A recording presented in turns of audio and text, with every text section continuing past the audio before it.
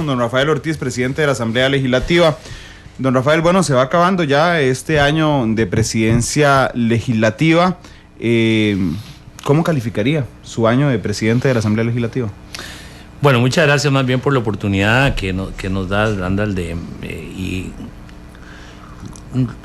yo ocupo el puesto de presidente, pero ha sido un trabajo de equipo con mis compañeros de directorio.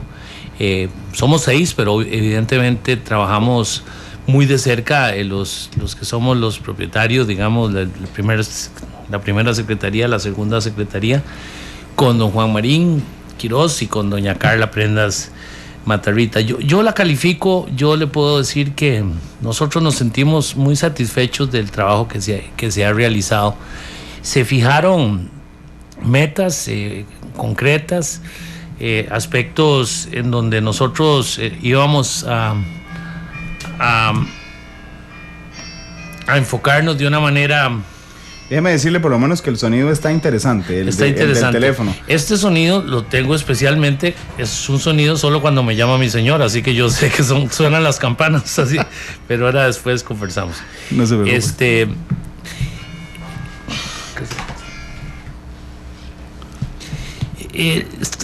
Muy satisfecho, vamos a ver, porque nosotros nos fijamos metas.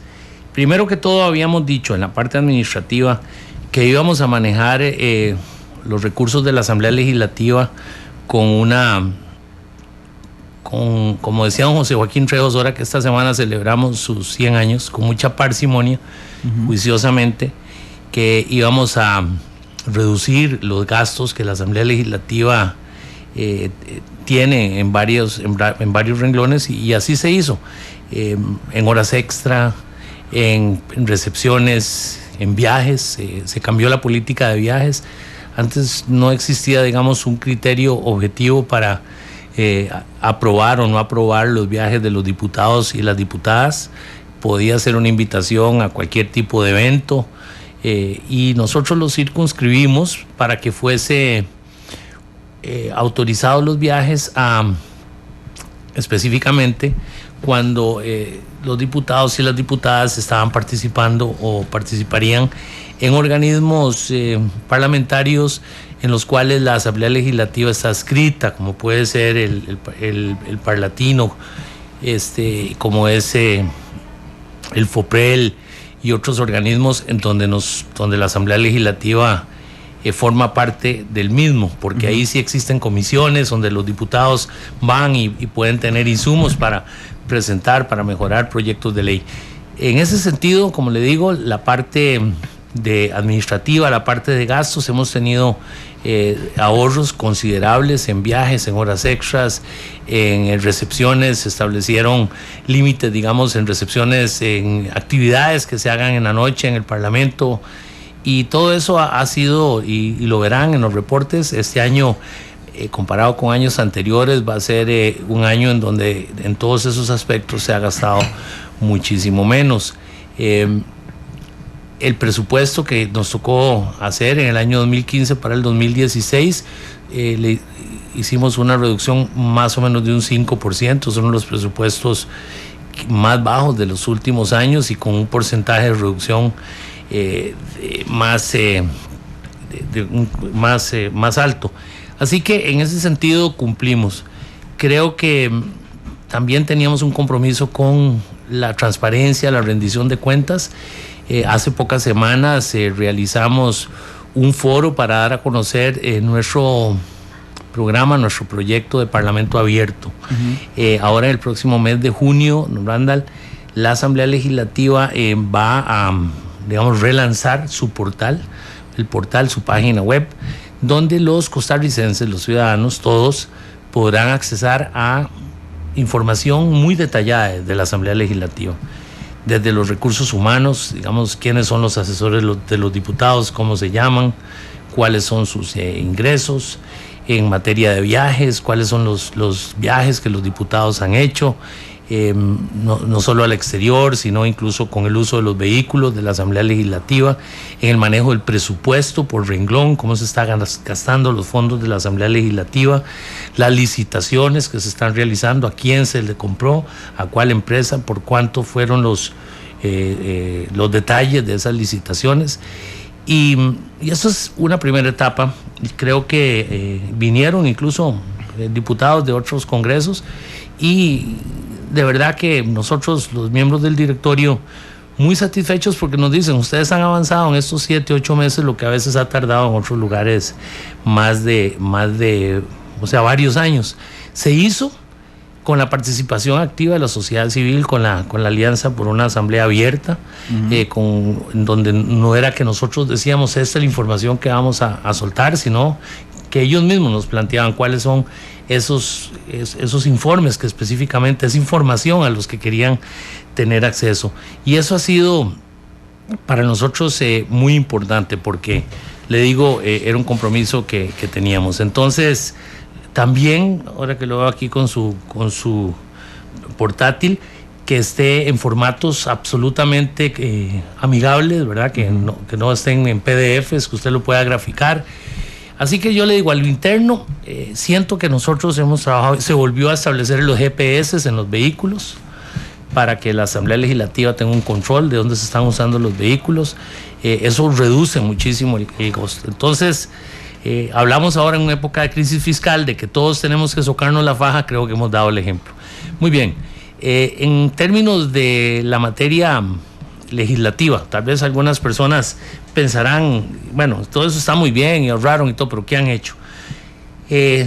No lo digo yo. El domingo pasado salió en el periódico El Financiero un reporte donde claramente comparan, digamos, cuál ha sido el rendimiento, por así decirlo, de los proyectos, de las leyes que se han hecho en esta legislatura y definitivamente ustedes verán ahí que se han emitido leyes de carácter, porque a veces podemos promulgar 70, 80 leyes nuevas, pero muchas de ellas pueden ser lo que se llaman de esas chayotes.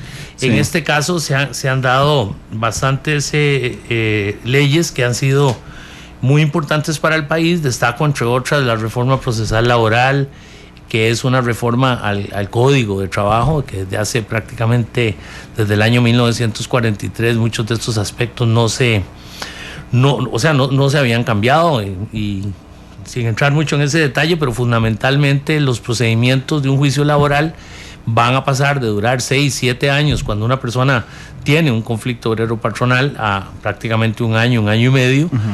Se logró negociar muchas cosas que eran muy controversiales, como el tema de la huelga en los servicios públicos.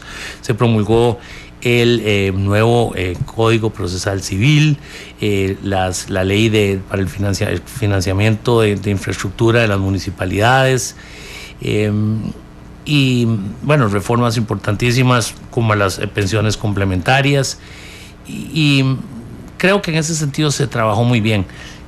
De igual manera, se logró reformas al reglamento de la Asamblea Legislativa, que se necesitan 38 votos.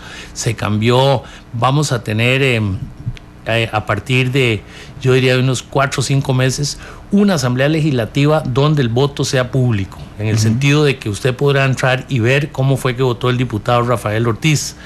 Quedará también en la pantalla en el plenario. Probamos, el otro día estuvimos viendo, solo una empresa ha cotizado y se estaba analizando si, bueno, ya la administración determinará si nos vamos con esa oferta, pero eso es algo que desde hace muchos años los costarricenses lo pedían, e igual podrán accesar y ver cuál ha sido la forma en que se ha votado, y se cambiaron 2 puntos más que ayudan. Es un buen avance. Obviamente no quisiéramos avanzar mucho más, pero por ejemplo se pasó de un máximo de 1 hora, que se puede hablar en muchos asuntos, a media hora, y la famosa, lo que llaman las mociones 137, que tiene que ver con el número del artículo en el reglamento. Hay 4 días usualmente después de que un proyecto sale de la comisión legislativa y pasa al plenario. Habían 4 oportunidades para presentarle mociones, enviarlo nuevamente a la comisión, que la comisión conociera esas mociones y volverlo a reenviar al plenario. Pero no son días que lunes, martes, miércoles, jueves. Eso podían ser meses y hasta años, ¿verdad?, para que un proyecto finalmente pasara los 4 días. Se pasó de 4 a 2, y eso se logró por un consenso importante. Yo creo que aquí la base es que nosotros en la presidencia hemos respetado a cada uno de nuestros compañeros diputados como tenemos que respetar a los costarricenses, de un trato de absolutamente de iguales, de escuchar, de buscar cuáles son esos puntos que nos pueden llevar a esos acuerdos, y eso nos permitió, creo yo, una presidencia donde en la materia legislativa, como le digo, se han pasado leyes que sinceramente creo van a tener un impacto importante en nuestro ordenamiento jurídico, en la apertura del Parlamento hacia afuera, hacia los ciudadanos, la información que pueden obtener de la misma, en un compromiso con la austeridad, con el respeto hacia los recursos de los costarricenses. Así que yo diría que el balance de esta gestión es favorable. Por supuesto que siempre uno aspira a que se puedan hacer muchas cosas. Yo espero que el próximo directorio también van a tener de una u otra manera que ver lo que ha sido el tema fiscal, que a nivel de la Asamblea pues ya todos sabemos lo complicado que ha sido esto, pero si vuelvo a ver hace un año, y se va muy rápido, porque estos son días, los días y las semanas pasan verdaderamente como en una película. Son días, yo le digo, usualmente son días de 12, 13 horas que trabajamos ahí en todos estos temas, pero me voy satisfecho, muy agradecido con las compañeras y compañeros diputados que me dieron esta oportunidad. Yo hace apenas 3 años, 2 años que comencé de diputado, ya qué sé yo, 3 años y medio que me animé a pensar en meterme en esto de la política, con una gran ilusión de que el Partido Unidad Social Cristiana volviera a tener una aceptación entre el electorado, y lo hice verdaderamente porque teniendo, digamos, una vida profesional y una vida familiar, bendiciones que Dios me ha dado, tranquila, pero salí un poco de eso porque, por eso mismo, yo de verdad tengo ya hijos grandes, todavía no tengo nietos, pero uno ama profundamente, bueno, a sus seres cercanos, a sus hijos, y quisiera de verdad de que por lo menos con los esfuerzos que uno puede hacer, pues poder darles una mejor condición de vida, y por supuesto por nuestro país, un país que tiene un potencial muy grande. A pesar de que somos un país pequeño, podemos lograr tantas otras cosas si de verdad nos propusiéramos, si tuviéramos ese compromiso con lograr acuerdos, ¿verdad? Y por otro lado, termino diciéndolo, don Randall, yo he tenido desde mi infancia una muy cercana relación con una persona que admiré mucho, o personas como fueron mi abuelo, mi padre, que fueron grandes luchadores por la justicia social, que creyeron firmemente en que este país merecía que todos sus habitantes tuvieran grandes oportunidades, que fueron luchadores por esas causas, y aunque yo ya un poco más entrado en años decidí aventurarme en esto, pues me siento de verdad satisfecho, agradecido con Dios por la oportunidad. Sin duda alguna, pues como le digo, uno siempre se podrían lograr más cosas, pero en el balance tengo que darle muchísimas gracias a todos los compañeros y compañeras diputadas que nos ayudaron a lograr eso, a los funcionarios de la Asamblea Legislativa, a los asesores, y sobre todo a los 2 compañeros que he tenido más cerca, que aunque son de otro partido, hemos trabajado sencillamente pensando en el país. Una mujer, una gran mujer como es Carla Prendas, una gran líder, con una gran visión, un gran compromiso con su país, con su provincia, y un compañero como Juan Marín, un hombre que también ama profundamente a su Guanacaste, un hombre cuidadoso en los acuerdos del directorio, cuando tenemos que analizar a una persona que ha tenido experiencia en la función pública, y yo creo que hemos hecho un buen equipo. Ahí nunca hubo banderas de partido, ahí solo hubo y ha habido una sola bandera, que es la bandera de nuestro país. Don Rafael, por supuesto que ahorita vamos a hablar de don Rafael Ortiz, el político, hoy, porque realmente es un caso excepcional. Hace 3 años y medio todos conocíamos a don Rafael Ortiz, ya sea por su trabajo profesional o por ser presidente de la Liga Deportiva Alajuelense, pero en 3 años no solo se mete a la política, logra una diputación, sino que se mete en la historia patria siendo presidente del primer poder de la República. Y ahorita vamos a hablar de don Rafael Ortiz, el político. ¿qué es lo más feo que le ha pasado en este año de presidencia de la Asamblea Legislativa, don Rafael? Bueno, hay cosas que a uno, digamos, le afectan o por lo menos lo sorprenden, y tal vez uno después va entendiendo que tal vez son gajes del oficio, pero cuando se quieren hacer, qué sé yo, cosas importantes en la línea de reducir los gastos, continuamos, y se me olvidó mencionarlo antes, con un programa de movilidad laboral que en pocos años va a ahorrarle a la Asamblea Legislativa. Este año han sido ya cerca de 40 funcionarios más, y estábamos en ese programa y comenzaron como por ahí a circular versiones de que eso se hacía con fines de hacer una reestructuración y dejar personas acomodadas.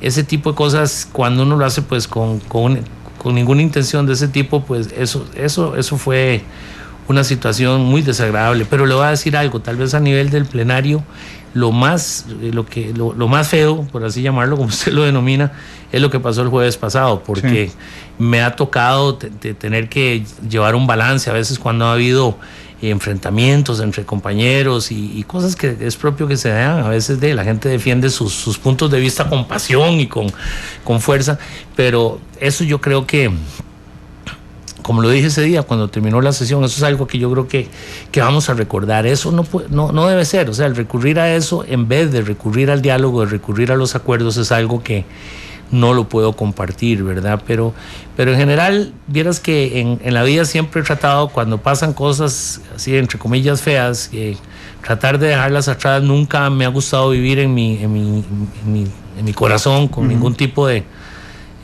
cosas así, de rencores por cosas que le hayan hecho a uno, sino pues siempre pues fijarme más bien en las cosas positivas que se pueden lograr. Pero te diría que eso de verdad que me marcará, porque creo que ha habido situaciones en otras ocasiones cuando se ha querido perder tiempo y se han alargado las sesiones y todo, pero uno sabe que eso es, digamos, parte de lo que puede ocurrir.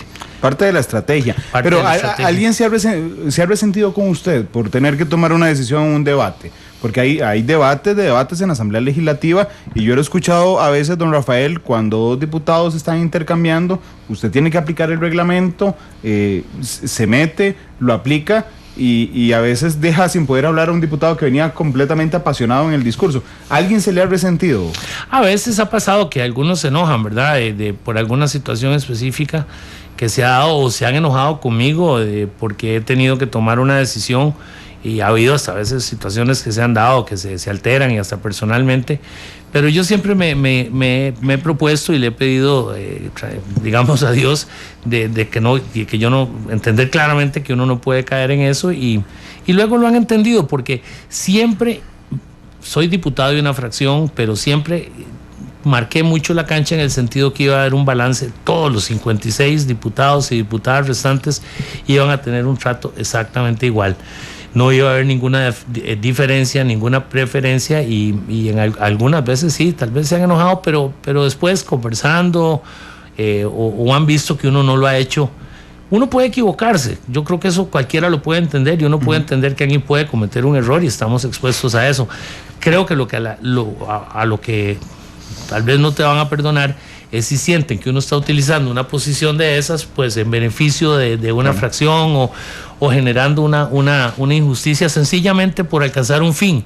Y ahí es donde yo estoy en contra de romper el quórum. El fin nunca, o sea, como decían, el fin, los medios que se utilizan no justifica los medios, así es. Así que esa parte yo creo que no ha sido algo que sí ha ocurrido, pero no queda ninguna secuela. Al menos yo siento, con todos tengo una buena relación y de verdad en mi corazón no hay para ninguno de ellos más que un gran agradecimiento de que haya podido tener esta oportunidad, de que faltan 15 días, pero que en realidad las sesiones, aun y cuando fueran un tanto difíciles, pudiéramos salir avante, incluso en algunas que se han tenido que extender y que hemos tenido que prolongarlas, digamos.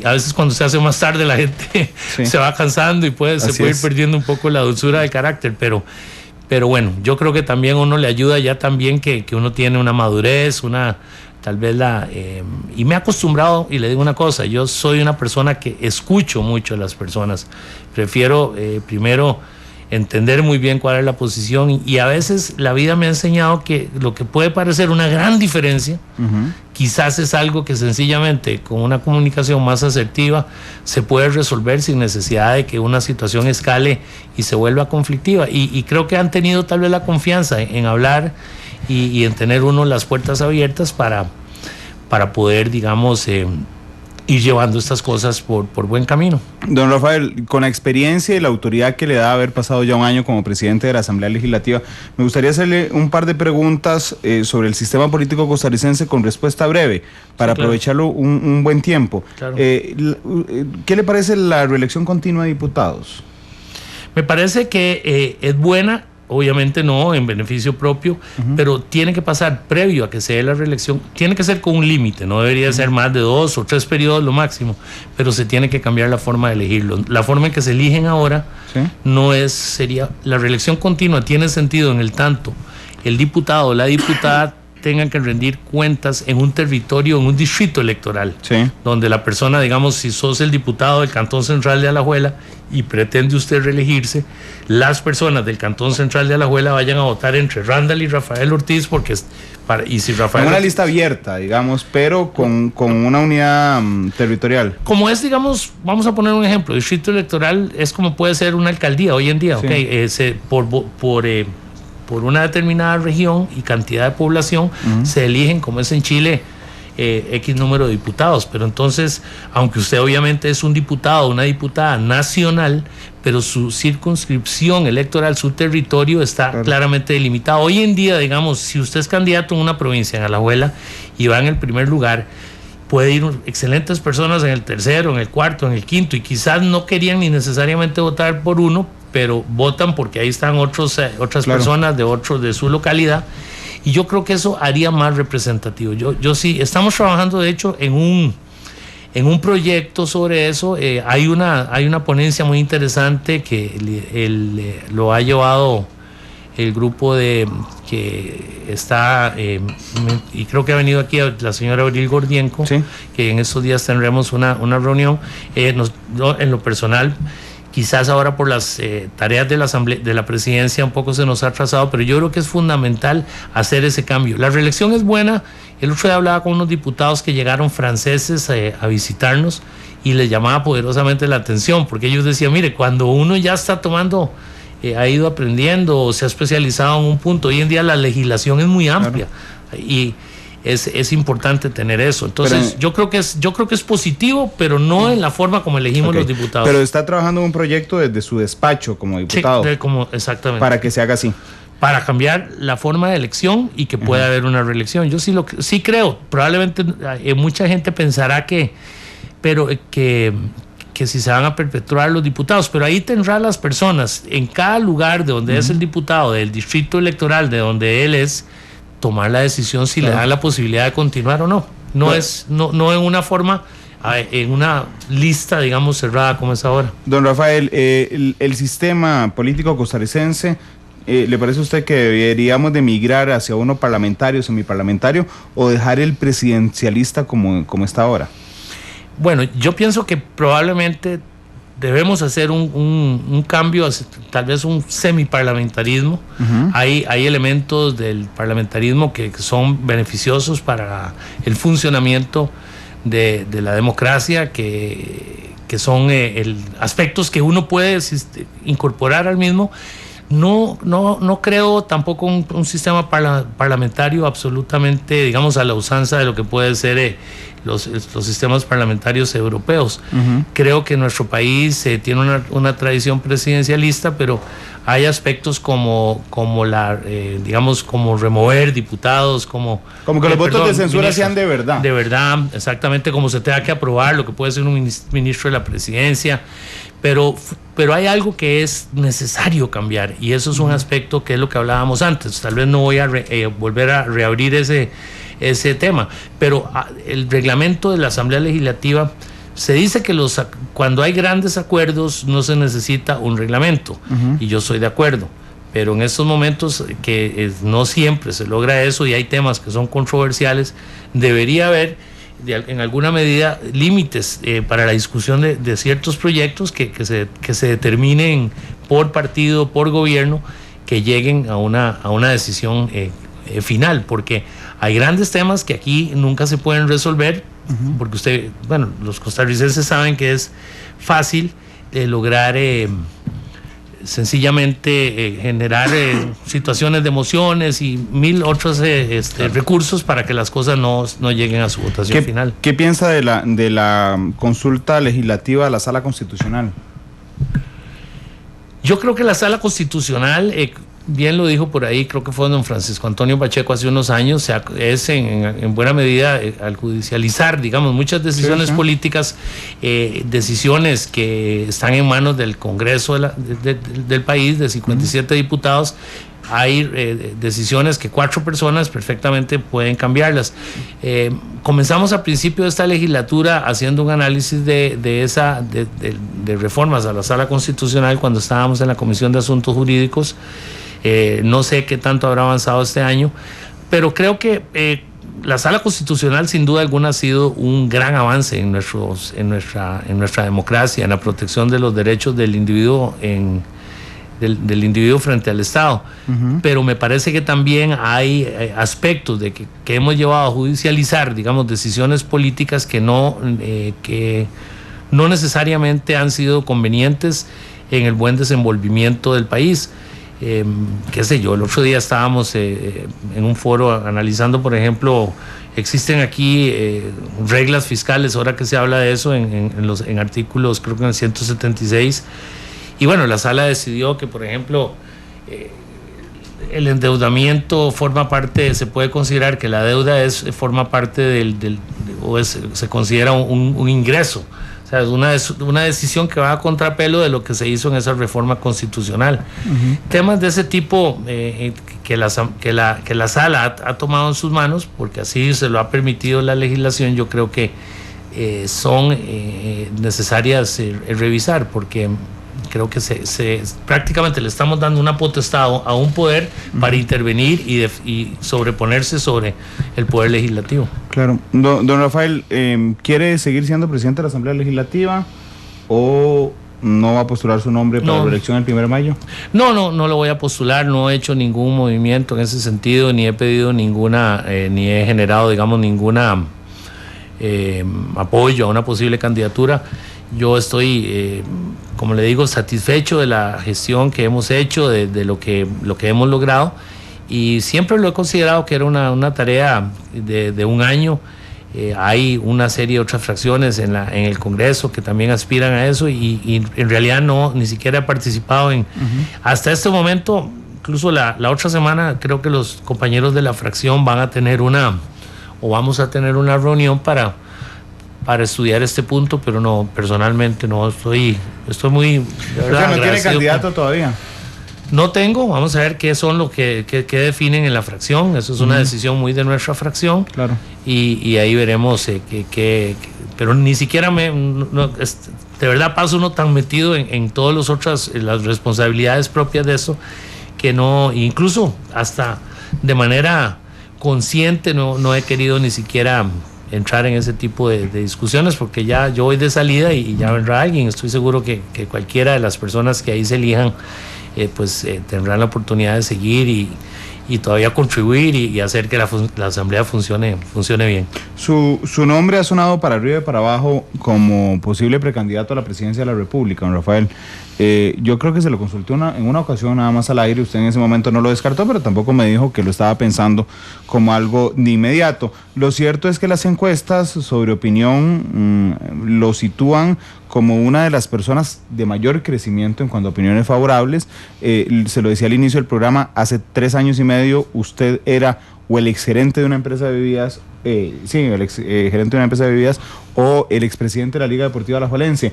Hoy es el presidente de uno de los supremos poderes de la República. ¿Va a ser precandidato presidencial, don Rafael? Bueno, yo le quiero decir que es algo que personas de diferentes sectores en los últimos meses me lo han planteado, Y yo lo estoy considerando, no puedo decirle que no lo estoy considerando. Quizás ahora, saliendo de esta responsabilidad que tengo en la presidencia de la Asamblea Legislativa, pues tendré la posibilidad de darle más pensamiento, de pensar en esto. Creo que, como le digo, me animan al servirle al país, al pensar en el futuro de nuestros hijos, los potenciales que Costa Rica tiene para ser un mejor país, para defender las causas en las que uno cree. Pues una posición como esa, aunque con todo y lo difícil que es hoy en día alcanzar y gobernar, pues es algo que uno tiene que pensar en eso si estuviera al alcance. Yo creo que vale la pena pues considerar qué posibilidades habrían en esto. Pasa también por una reflexión en cuanto a lo que implica eso para uno en lo personal, en lo familiar, pero sí, yo ahora me voy a dar un espacio para considerar, para pensar para consultarlo evidentemente con las personas que puedan tener de verdad ese afán de un respaldo eventualmente, y si así lo hiciera, pues siempre sería considerando que cualquier posibilidad de que haya una contienda democrática interna en un partido lo que hace es fortalecerlo, y nunca por un tema de una candidatura, luchar por una candidatura presidencial, sea eso un objetivo que vaya a generar que un partido se divida o no esté unido, ¿verdad? Pero voy a pensarlo, voy a pensar seriamente sobre esa posibilidad. Pero no cree no cree haber llegado a la cima de su carrera política, don Rafael. Podría no ser precandidato en el 2018, si lo considera, pero podría ser después en el 2022, no sé. No se siente en la cima de su carrera política. Un día yo estaba repasando, le cuento, las presidencias de la Asamblea Legislativa en Costa Rica. Sí, habrá quien pueda decir que soy un poco nerdo, pero es que es interesante. Bueno, siempre es bueno la historia. Sí, es muy buena la historia. Sobre todo porque hay figuras que han pasado por la presidencia de la Asamblea Legislativa que surgen, digamos, después de esa presidencia. Teodoro Picado, Miguel Ángel Rodríguez, Daniel Oduber, Luis Alberto Monge. Rodrigo Carazo. Don Rodrigo Carazo. Rafael Ángel Calderón. Don Rafael Ángel. Hay mucha gente que ha pasado por ahí y ha resurgido. Y hay otra gente que ha pasado y desaparece después de la presidencia de la Asamblea Legislativa. Entonces es interesante, por eso le pregunto si usted siente que ha llegado a la cima de su carrera política. Bueno, yo me siento muy agradecido con la oportunidad que me dieron, primero que todo, de ser electo diputado y representar a mi provincia, ser un diputado nacional, y con mis compañeros que me dieron este gran honor. Yo siento que eso corresponderá a lo que uno finalmente vaya a decidir en cuanto a eso, y lo que el pueblo de Costa Rica en una candidatura presidencial vaya a decidir en una elección. Creo que la esperanza de construir un país más próspero, más justo, y en la medida en que uno pueda aportar en esa línea, pues no debe considerarse tampoco como la cima de una carrera política, sino el compromiso de una lucha que valga la pena. No lo he visto necesariamente como una escalera hacia arriba, sino como un compromiso hacia los demás, y eso es en lo que tengo que meditarlo bien, porque sin duda alguna le puedo decir que pues podría considerar salir ya de este compromiso en 2 años y volver a mis trabajos, a mis proyectos, tener más tiempo con la familia. Eso es una posibilidad, pero le digo, yo tengo un gran amor por esta patria. Creo que si no es necesariamente en una candidatura, pues siempre podrá uno dar un aporte, no necesariamente en el sector público, pero que si me siento que tengo la fuerza, que tengo, digamos, la ilusión de poder asumir algo así, pues eso es una parte que creo que sí lo podría hacer. Si usted decide ir por la precandidatura presidencial de la Unidad Social Cristiana, tendrá que enfrentarse a un ya muy anunciado precandidato, don Rodolfo Pisa. ¿Qué le parece a don Rodolfo como precandidato presidencial? Don Rodolfo Pisa es una persona a la que yo estimo mucho. Lo conozco desde que estábamos en la época de la universidad. Es un gran profesional. Me parece que es una persona que le ha dado, cuando estuve presidente de la Caja, le ha dado mucho al país en ese campo. Lo respeto. Si fuera, en todo caso, una contienda de este tipo, pues sería, si así lo decidiera, entre compañeros de partido, que yo creo que lo que estaríamos es planteándole a un electorado de alternativas para que el partido crezca. Pero le tengo un profundo respeto, le puedo decir de verdad, don Rodolfo Pisa lo he considerado siempre un amigo, y creo que son cosas que y si él eventualmente fuera y llegara a ocupar una presidencia de la República, pues también es una persona que ha sido una persona honesta, y igual le digo, me parece, le tengo un gran respeto, un gran aprecio.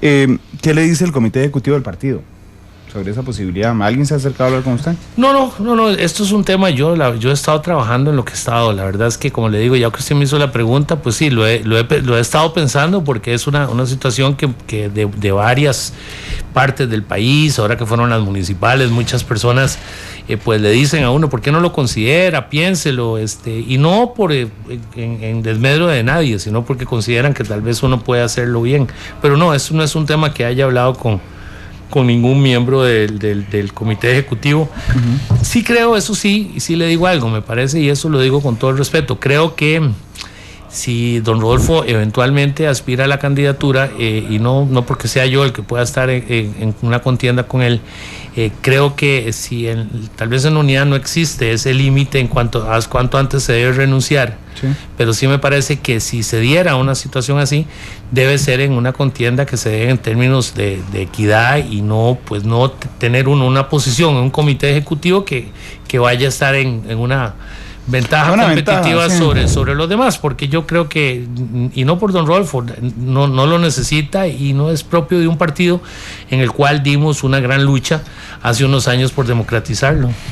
Bueno, don Rafael, muchas gracias por venir, y déjeme terminar con una pregunta personal. ¿Me puede decir cuál es su canción favorita, don Rafael? Tengo muchas, yo soy sentimental, me gustan mucho las canciones de la época que escuchaba yo a mi padre, a mi madre, de los años 50, de Lucho Gatica, que después popularizó muchos años después Luis Miguel, porque me acuerdo de ellos, y entonces en aquellos de romances. De los boleros de romance. De romances, porque en realidad para los jóvenes que piensan que son de Luis Miguel, sí, claro, vienen, y me contaba mi papá que estudió en México en esa época que estaba muy de moda, es un cantante chileno, Lucho Gatica, que Luis Miguel después los rescató, pero son canciones muy lindas, así que alguna de esas que son de él, qué sé yo, de esas de romance. Sí, me acuerdo de los discos de Luis Miguel, no los de Lucho Gatica. Sí. Yo tampoco de esos, pero bueno, tendrá que ver alguno, no sé, hay uno que se llama Nosotros, Somos Novios. Sí. No, Somos Novios es de José José. Ah, bueno, imagínense. Sí, ese es de José José, eso sí, ya yo le llevo unos cuantos calendarios a usted, pero... Apenitas. Pero sí, pongamos esta de Nosotros, es muy linda. Nosotros, la versión de Lucho Gatica. La versión de Lucho Gatica, si la tiene. Don Esteban, que está con nosotros, Esteban Cubero, ¿sí la tiene? Nosotros de Lucho Gatica. Bueno, eso se la dedico a Laura, que la tengo en mi corazón siempre. Que le suenan las campanas del teléfono. Que me suenan las campanas del teléfono. Don Rafael, muchas gracias por venir, de verdad. Muchas gracias, Randall, muchas gracias por la oportunidad.